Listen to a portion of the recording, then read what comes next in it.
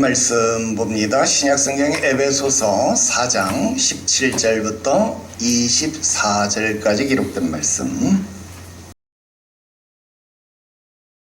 그러므로 내가 이것을 말하며 주 안에서 증언하노니 이제부터 너희는 이방인이 그 마음에 허망한 것으로 행함같이 행하지 말라. 그들의 총명이 어두워지고 그들 가운데 있는 무지함과 그들의 마음이 굳어짐으로 말미암아 하나님의 생명에서 떠나 있도다.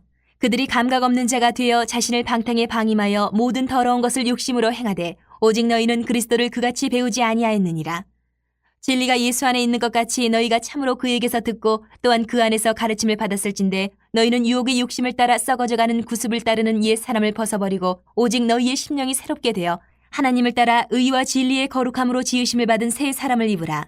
그런즉 거짓을 버리고 각각 그 이웃과 더불어 참된 것을 말하라. 이는 우리가 서로 지체가 됨이라. 할렐루야. 오늘은 2026년도 스승의 주일입니다. 여러분, 이 날을 맞이해서 솔직하게 우리의 현실, 한국 교회의 현실을 말씀드리지 않을 수 없습니다.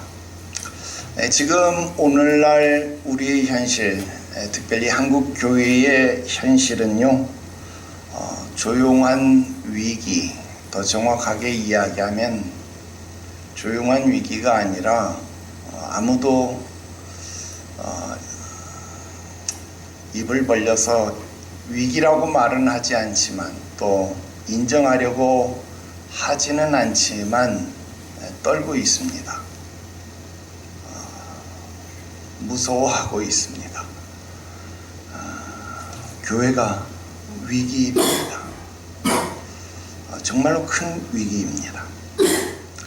주일학교가 문을 닫고 학생부가 사라지고 이제는 청년부마저 희미해지고 있습니다. 인구 감소의 파도가 교회 안으로도 밀려들고 있기 때문에 그렇습니다. 이런 상황 속에서 스승의 주의를 지킨다, 이런 게 시대착오처럼 보일 수 있습니다. 우리 어린이 주일도 그랬고 어버이 주일, 어버이 주일은 지킬 수 있겠죠. 어린이 주일도 그랬고 스승의 주일도 그렇습니다. 오히려 이런 모든 것들이 우리 젊은 세대들에게는 구태의연하다 또는 기득권들의 자기 노름이다, 그런 생각을 할 수 있을지도 모릅니다. 그러나 항상 이야기를 하지만 그 모든 것들은 반대로 뒤집어서 생각해 볼 필요가 있습니다. 여러분, 가르치고 배우는 일이 흔들릴수록 교회는 더욱 그 본질을 붙들어야 할 필요가 있습니다. 여러분, 우리 교회 이름이 무엇입니까? 제자 삼는 교회입니다. 여러분, 이 이름은요, 단순한 표어가 아닙니다. 이 이름은 우리 교회가 왜 존재해야만 하는지, 우리 교회의 존재 이유를 선언하고 천명한 것이다 라는 겁니다. 왜 우리가 여기에 있어야만 하는지. 여러분, 이 땅 위에 정말 무수하게도 많은 교회가 있는데 그 무수하게 많은 교회들 중에 하필이면 우리 교회도 꼽사리를 껴야 되느냐, 우리 교회마저 하나 더 이름표를 붙이고 있어야만 하느냐, 그 이유를 댈 수 있어야 한다 하는 것입니다. 저는 오늘 에베소서 4장 17절 또 24절까지 기록되어진 말씀 통해서 스승의 주일이지만 제자 삼는 교회가 무엇을 해야 하고 또 우리 성도들은 각자 어떤 사람이 되어야 하는지 우리 제자 삼는 교회를 재정의해 보겠다. 우리 성도들이 어떤 사람이 되어야 하는지 우리 성도들을 재정의해 보겠다 하는 마음으로 이 자리에 섰습니다. 첫 번째로, 신앙은 배우는 겁니다. 이거는 내 말이 아니고 이거는 우리 장로교를 창시했던 칼빈의 말입니다. 근데 칼빈의 말이니까 이게 어느 신학자의 말이다, 어떤 목회자의 말이다, 우리 그렇게 생각할 수 있지만 전혀 그렇지 않습니다. 여러분, 이게 성경의 가르침이고 이게 우리들에게 주어진 진짜 교리, 진짜 신앙의 뼈대다라고 하는 겁니다. 여러분, 바울은 에베소 성도들에게 이렇게 말씀하고 있습니다. 오늘 본문 20절에 보니까 오직 너희는 그리스도를 그같이 배우지 아니하였느니라 그랬어요. 여러분, 이 한 문장 안에 바울의 목회 철학 전체가 담겨져 있습니다. 바울은 에베소 성도들에게 옛사람의 삶을 버리라 그렇게 권면을 하고 있는데요, 그 이유를 이렇게 설명합니다. 너희는 그리스도를 그렇게 배우지 않았다. 이 말을 뒤집어서 설명을 하면 나는 너희에게 그리스도를 그렇게 가르친 적이 없다, 그 말입니다. 여러분, 교사가 가르친 것, 그런데 제자들의 삶이 그렇게 살지 못하는 삶을 바라볼 때에 그 삶을 바라보는 선생님, 스승이 자신의 가르친 것과 제자들의 삶의 간극을 바라볼 때에 느낀 것, 그 간극이 바울을 지금 아프게 하고 있다, 그 말입니다. 여러분, 작년에도 재작년에도 이 말씀을 드렸는데 에베소서를 교육의 관점으로 한번 읽어보시기를 바랍니다. 여러분, 이 에베소서는요 전체가 하나의 교육 선언문과도 같습니다. 지식, 변화, 가르침과 삶이 어떻게 연결되는지를 바울은요 굉장히 치밀하게 풀어서 우리에게 설명을 하고 있습니다. 여러분, 우리 장로교 개혁주의가 가르치는 신앙의 본질은요, 신앙을 단순히 감정적 결단이나 체험이라고 그렇게 정의하지 않습니다. 여러분, 우리가 배웠던 기독교 강요 3권에서 갈뱅이요 이렇게 이야기를 합니다. 믿음은 우리를 향한 하나님의 선하신 뜻을 우리가 인식하는 것이다. 다시요, 믿음은 우리를 향하신 하나님의 선하신 뜻에 대해서 내가 확고하게, 확실하게 인식하는 것이다. 이 인식은 그리스도 안에서 거저 주어진 약속의 진리에 기초하는 것이고 성령으로 말미암아 우리 마음속에 계시되어지고 인쳐진 것이다. 이렇게 이야기를 해요. 이 말이 좀 어려워 보이죠? 근데 하나도 어려운 말이 아닙니다. 자, 하나씩 풀어보면 믿음은 인식이래요. 하나님의 뜻을 내가 인식하는 것이다. 여러분, 인지한다, 인식한다 이거예요. 여러분, 인지한다, 인식한다 이 말은 무슨 뜻이냐면 하나님의 뜻을 내가 인지한다, 인식한다 이 말은 하나님의 뜻을 내가 배운다 그 말입니다. 여러분, 하나님의 뜻을 내가 배운다, 가르침의 과정을 통해서 형성해 나간다 하는 거예요. 여러분, 우리가 배웠던 웨스트민스터 대요리 문답, 소요리 문답 제1번 문항은요 똑같아요. 사람의 제일 되는 본분, 사람의 제일 되는 목적이 무엇입니까? 그렇게 물었잖아요. 그 답이 무엇이었는가 했더니 하나님을 영화롭게 하고 영원토록 그를 즐거워하는 것입니다. 그랬어요. 하나님을 영원토록 즐거워하는 것, 영화롭게 하는 것, 이 목적을 이루기 위해서 인간에게 필요한 것이 무엇이냐면 올바른 지식이다 이 말입니다.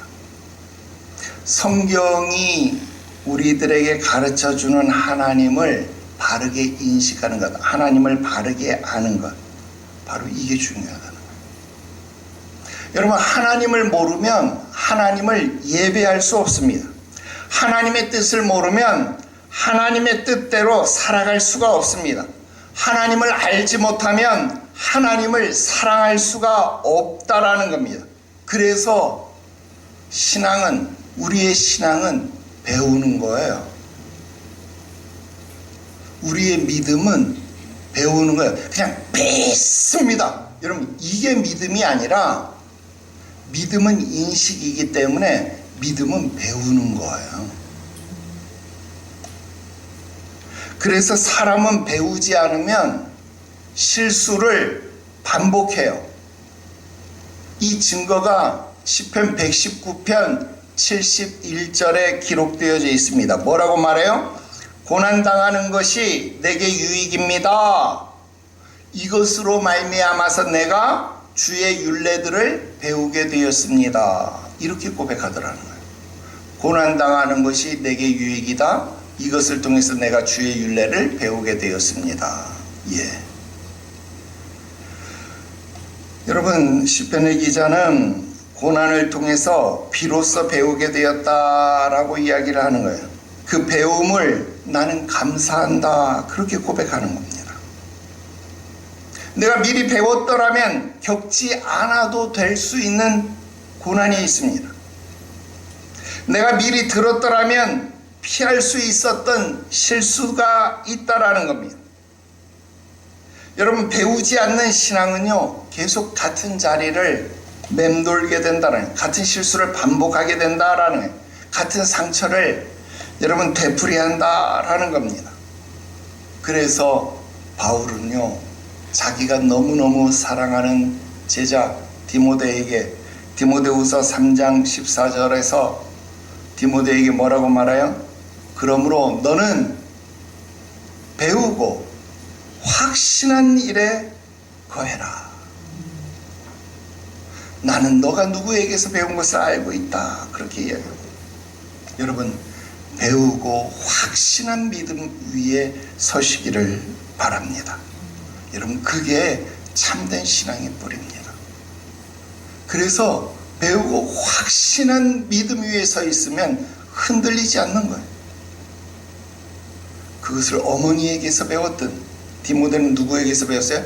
네 어머니, 네 외조모에게서 배운 것을 내가 안다, 그 말이에요. 나도 내 신앙의 파라를 내 어머니에게서 배웠다고 여러분들에게 간증하잖아요. 여러분, 어머니의 신앙을 좀 본받으세요.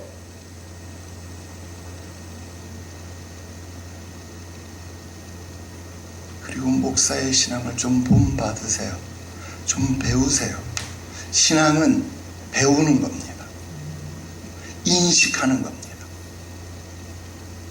신앙은 배우고 확신한 일에 거하는 겁니다. 그러면 흔들리지 않습니다. 아, 이럴 때 우리 엄마는 기도하더라. 아, 이럴 때 우리 엄마는 교회 가서 하나님 앞에 매달리며 눈물을 흘리며 기도하더라. 나도 어려운 일이 있으니까 하나님 앞에 기도해야 되겠구나. 이렇게 되면 성공이더라, 이 말입니다.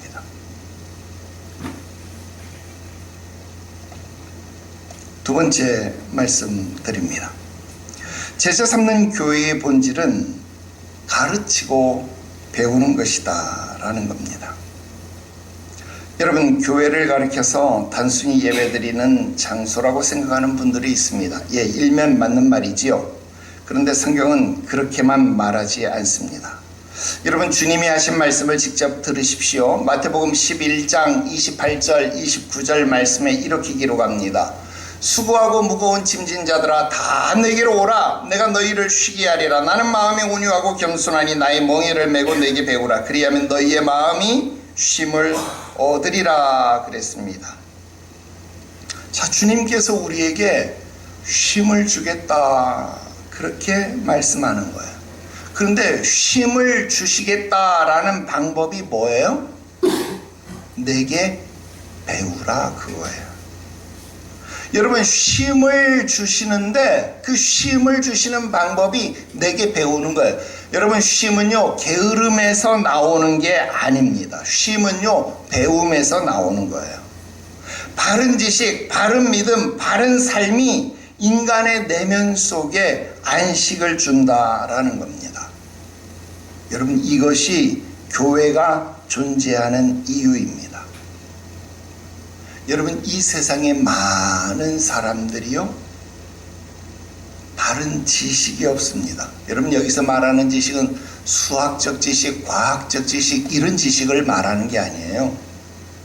천국에 가는 지식을 말하는, 바른 지식을 말하는, 하나님에 대한 바른 지식을 말하는 거예요. 이 바른 지식을 몰라서, 죄에 대한 바른 지식이 없어서 마음에 쉼을 얻지 못하는 거예요. 회개에 대한 바른 지식이 없어서 마음에 쉼을 얻지 못하는 거예요.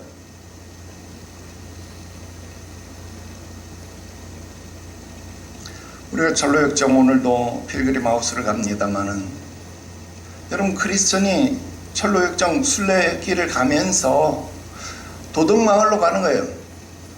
세상의 현자를 만나서 무거운 죄짐을 풀기 위해서 도덕마을로 가는 거예요. 거기 가면 이 무거운 짐을 벗을 수 있다고 해서, 여러분, 거기 가서 율법선생에 가서 이 무거운 짐을 벗으려고 하는데 도저히 못 벗는 겁니다. 오히려 무거운 짐에 억눌리는 거죠. 하라 하지 말라의 법으로는 이것을 풀어 제낄 수가 없는 겁니다. 하라 하지 말라의 법은 행위의 법으로 다가오면 이것을 풀 수 있는 방법이 없습니다. 하라 하지 말라의 법은 사랑의 법으로 받지 못하면 이것은 풀 수 있는 방법이 없는 거예요. 이게 바른 지식이 없으니까 그래요. 그런데 교회에서는 하나님의 말씀을, 바른 지식을, 바른 믿음을, 바른 삶을 우리의 내면 속에 가르쳐 준다라는 겁니다. 그래서 마음에 진짜 쉼을 줄 수 있다라는 겁니다. 그래서 나의 멍에는 쉽고 가볍다, 예수님이 말씀하는 겁니다. 여러분, 주님이 우리에게 주신 대위임령, 여러분, 우리 교회 영구표라고 말하는 마태복음 28장 19절 20절에 그러므로 너희는 가서 모든 족속을 제자로 삼아 아버지와 아들과 성령의 이름으로 세례를 베풀고 내가 너희에게 분부한 모든 것을 가르쳐 지키게 하라 그랬어요. 여러분, 제자 삼는 방법이 무엇입니까? 가르치고 지키게 하는 겁니다. 여러분, 세례를 주는 것만으로 끝나지 않아요. 세례는 시작일 뿐입니다. 그 다음은 뭐예요? 가르치는 거예요. 가르쳐서 지키게 하는 것, 그게 제자 삼는 사역의 요체더라 하는 겁니다. 여러분, 우리 교회 이름 안에 이미 이 사명을 담고 있습니다. 그래서 제자 삼는 교회, 우리 교회는요, 항상 이 두 가지 위치에 있어야 합니다. 우리 교회 성도는요, 항상 이 두 가지 위치를 점하고 있어야 돼. 배우는 자가 되든지 아니면 가르치는 자가 되든지 이 둘 중에 하나를 해야 된다 이 말입니다. 그리고 가장 좋은 건 뭐예요? 그 둘 다를 다 하는 거죠. 여러분, 교육은요, 예배 속에서, 교제 속에서, 삶 속에서요, 다 이루어지는 겁니다. 여러분, 교육이 강의실에서만 일어난다고 생각하면 안 된다라는 겁니다. 여러분, 예배를 드리면서 우리는 하나님의 성품을 배웁니다. 성도끼리 교제하면서 우리는 그리스도의 사랑을 보여주며 배운다라는 겁니다. 어려움을 함께 나누면서 우리는 공동체 속에서 삶을 통해 또 배워간다라는 겁니다.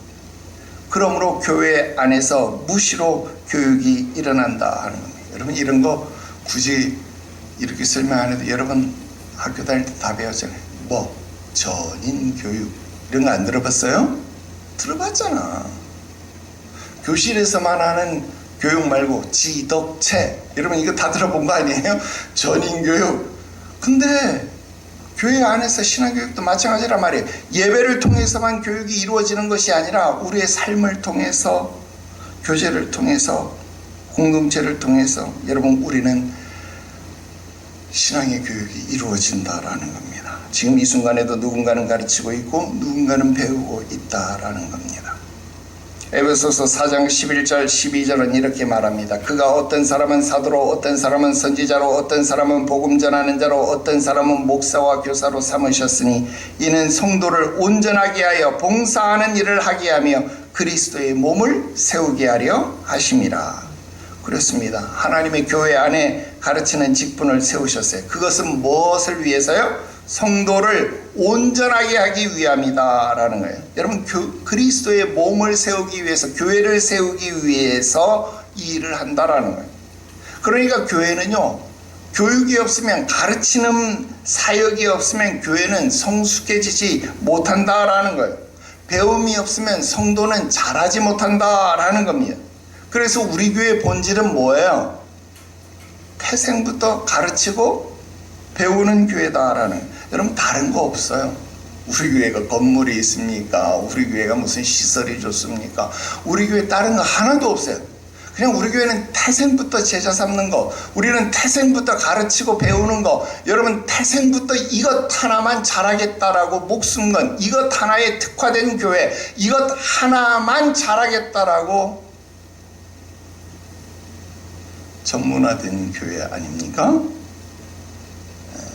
이것에 목숨 건 교회다 이 말입니다.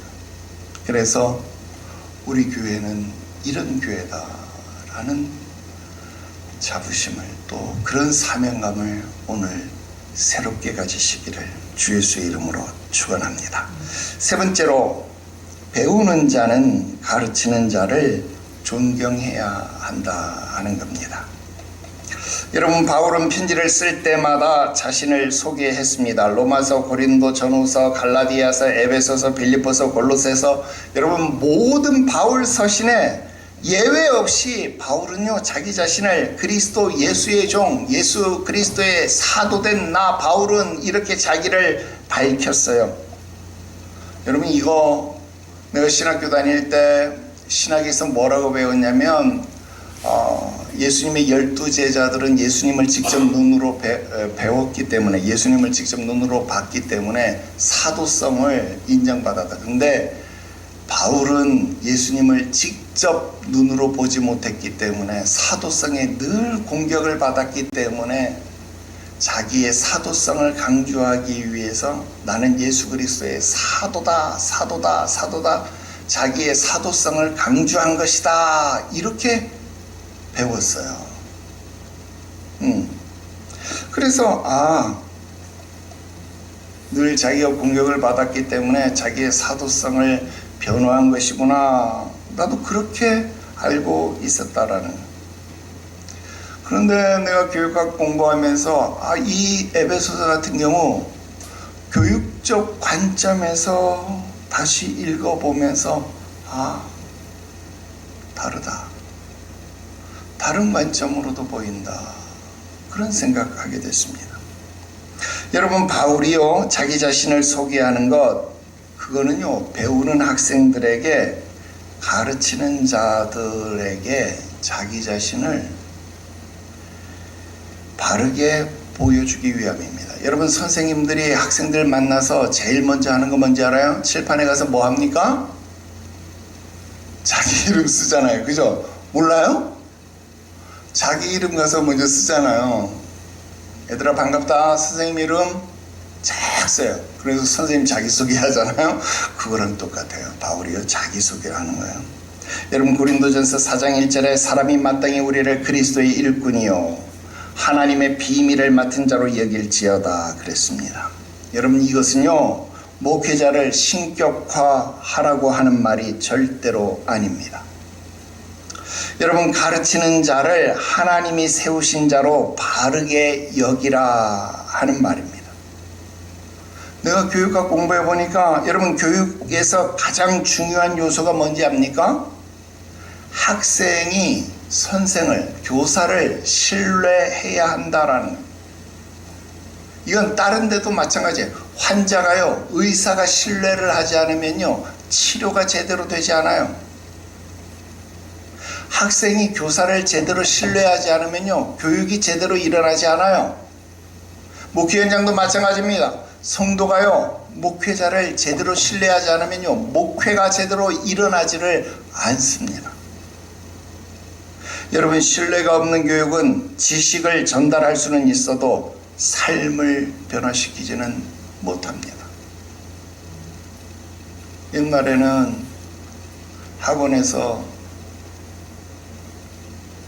가르치는 선생님 보고 선생님이 뭐라고?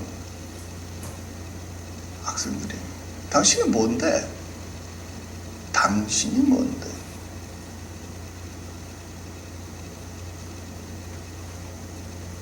요즘은 이게 뒤바뀌었죠. 학원 선생님이 더 대빵이고 학교 선생님은 아무것도 아니고. 아휴, 여러분, 가르치는 자를 존경할 때 배움이 깊어진다라는 겁니다.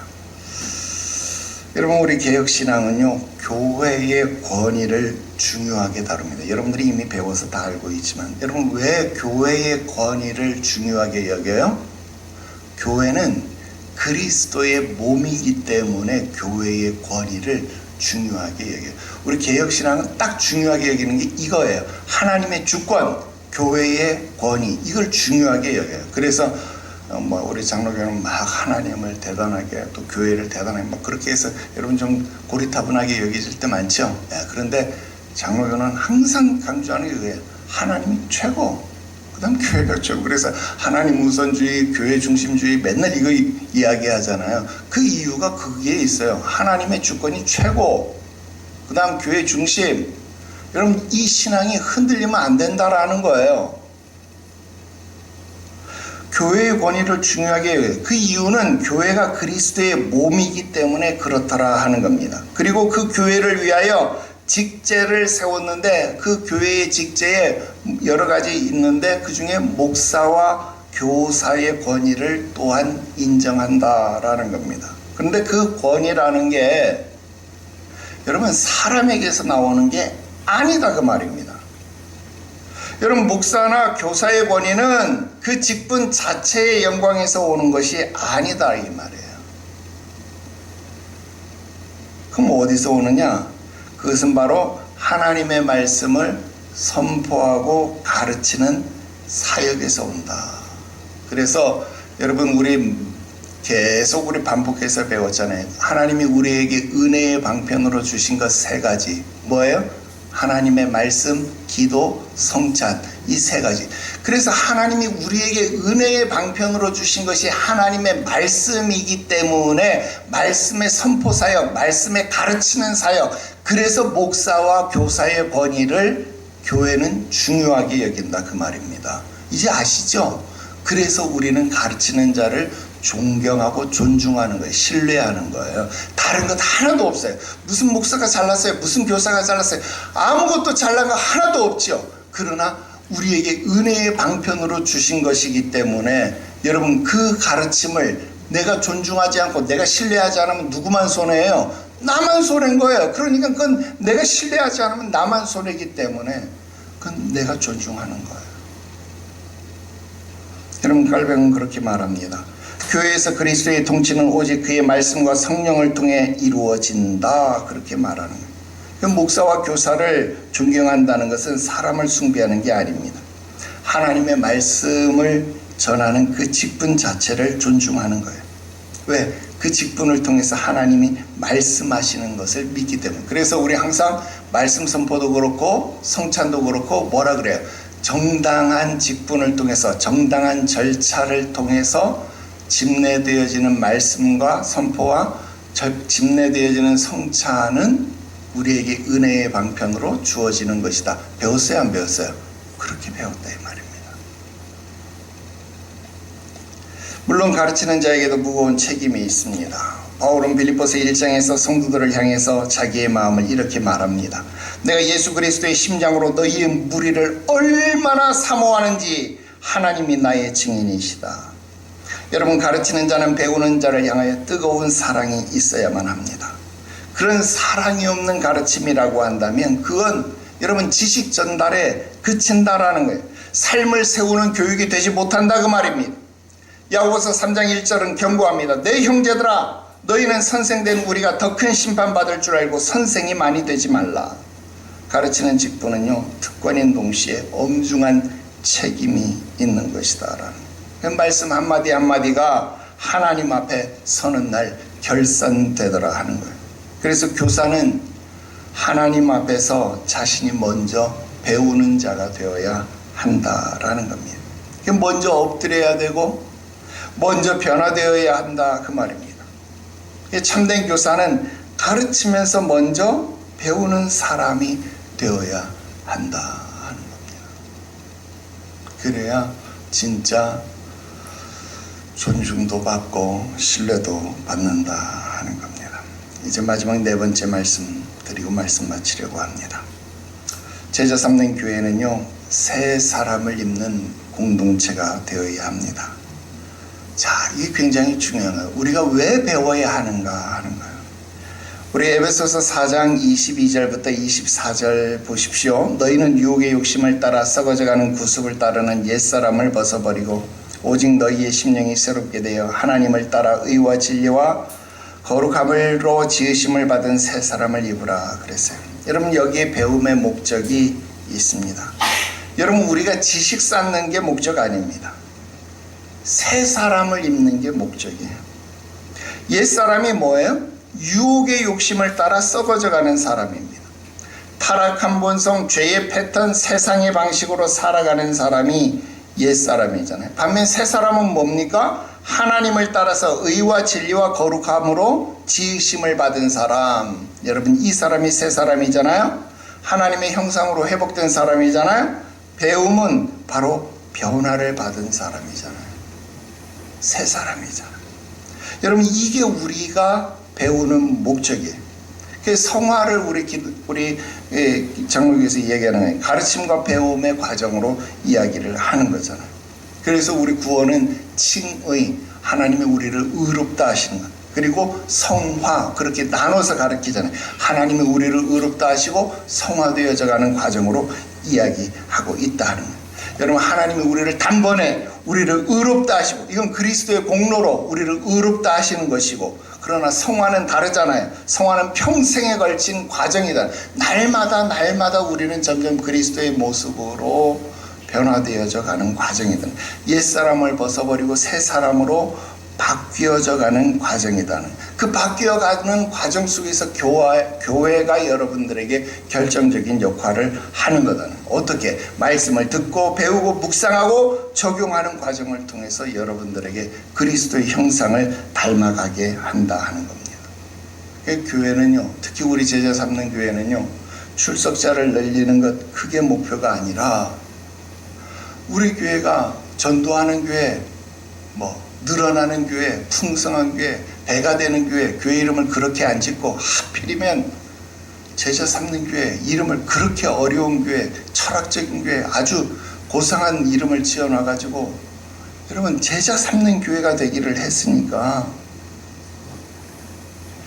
아마 일드 목사님도 제자 삼는 교회를 이런 고차원으로 생각은 안 했을 거예요. 그냥 전도하는을 아마 제자 삼는으로 생각을 했을 거라 아마. 근데 풀어보니까 이렇게 높은 뜻이더라 이 말이에요. 바울이 고린도전서 11장 1절에서 그렇게 말합니다. 내가 그리스도를 본받는 자 된 것처럼 너희는 나를 본받는 자 되라. 여러분, 이게 제자 교육의 가장 강력한 방법입니다. 지식을 전달하는 것 넘어서 삶을 보여주는 겁니다. 아무리 지식 전달해봤자 말짱꽝, 말짱 도루묵, 여러분 이거 한국 교육이 보여줬고 한국 교회가 이미 보여줬잖아요. 그러면 어떻게 증명하고 어떻게 보여줘야 될 겁니까?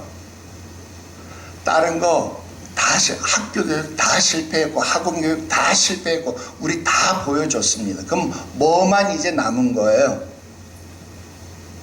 가정에서만 보여줄 수 있습니다. 전수되는 교육만 이제 보여줄 수 있습니다. 삶으로 보여주십시오. 부모님이 책임 있게 살아가십시오. 말 한마디 책임 있게, 삶의 모습 책임 있게 그렇게 사십시오. 교회에서 목사가 책임 있게 행동하십시오. 장로가 책임 있게 행동하십시오. 권사가 책임 있게 행동하십시오. 그래야 밑에서 보고 배웁니다. 삶을 통한 전수 이외에는 교육이 이제는 안 될 겁니다. 그래서 한 사람을 변화시키는 목적으로 살아가면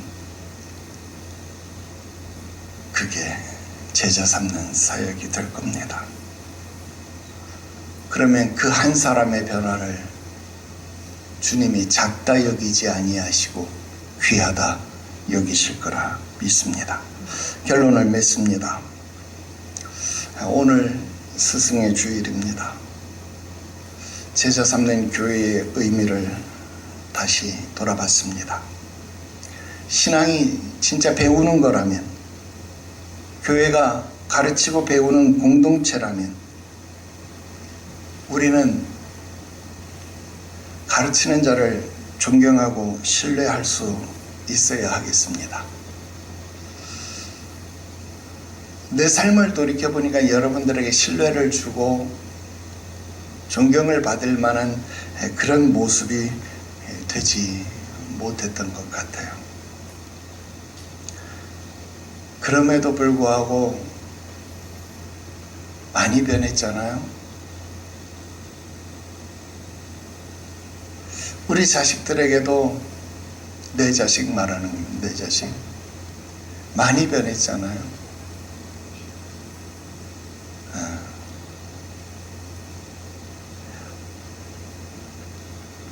이제 조금씩 나도 보이는 것 같아요. 그러니까 지금 보이는 것 가지고 여러분들에게 말씀을 하니까 여러분도 보고 여러분 자식들에게도 그렇게 말해주세요. 내가 말하는 것 가지고는 안 되니까 여러분들이 보이는 것 가지고 여러분들 자식에게 말씀해 주세요. 야, 목사님 말 안 틀려. 저 말이 맞더라. 나도 살아보니까 우리 목사님 말 맞더라. 저 말 안 틀려. 그렇게 말해주세요. 그러면 여러분 자식들도 이 목사 말을 예전엔 하나도 안 믿다가 하나는 믿어보지 않을까요? 내가 지들 사랑한다고 하는 말 예전엔 귀뚱으로 듣고 싹 지나가다가도 이제는 조금 믿어. 대형 형제, 내가 사랑하는 거 믿나? 믿나요? 나 이제는 진짜 막 엄청 사랑해. 진짜 엄청 사랑해. 왜 이제는 다 내 새끼들로 받았으니까.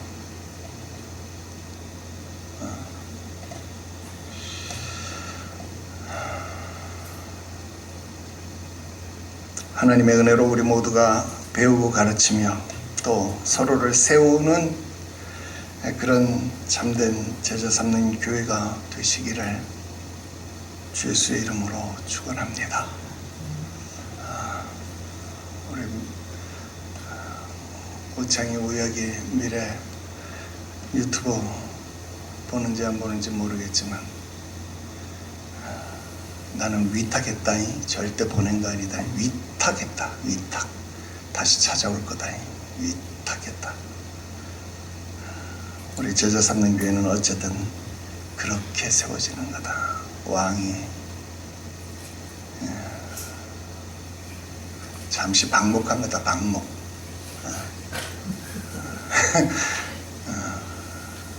일선씨, 내가 아직 목줄을 안 채운 것 뿐이요. 우리는 샛별초원 어쨌든 있어. 다 에휴, 마음대로들 하셔. 우리 주님이 우리 교회 한 번씩 땅 밟은 사람 내게로 온 자는 하나도 놓치지 아니하리라 주님들이 말씀하셨거든요. 아멘 좀 하셔.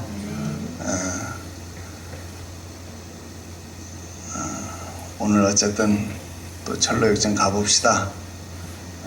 그렇게 하시고 우리 남자분들 마찬가지입니다. 이제 다 늙고 이빨도 빠졌고 발톱도 힘이 없습니다. 같이 갑시다. 그만 고집 피우고. 그게 다 좋은 겁니다. 그렇게 해서 우리 제자 삼는 교회 그렇게 세워져 가는 것 아름다운 겁니다. 우리 기도 드립시다. 거룩하신 하나님 아버지, 2026년도 스승의 주일입니다. 우리의 영원한 스승이 되신 주님 예수 그리스도, 또 다른 보혜사로 우리 가운데 보내신 성령 하나님으로 말미암아 그리스도 예수를 늘 기억합니다. 우리 가운데 역사하여 주시옵소서. 배우고 확신한 일에 거하게 하여 주시옵시고, 우리 가운데 분명한 사명을 깨달아 하나님을 인식하며 그 선하신 뜻을 마음에 새기고 참된 길을 걸어가게 하시옵소서. 우리에게 사명으로 주신 우리의 자녀들 함께 손붙잡고 기도하며 축복하며 사랑하며 믿음으로 양육하여 저 천국까지 함께 가게 하시옵소서. 주의 은혜가 사랑이 넘쳐나는 우리 교회 되게 하시옵소서. 거룩하신 예수님의 이름으로 기도드리옵나이다. 아멘.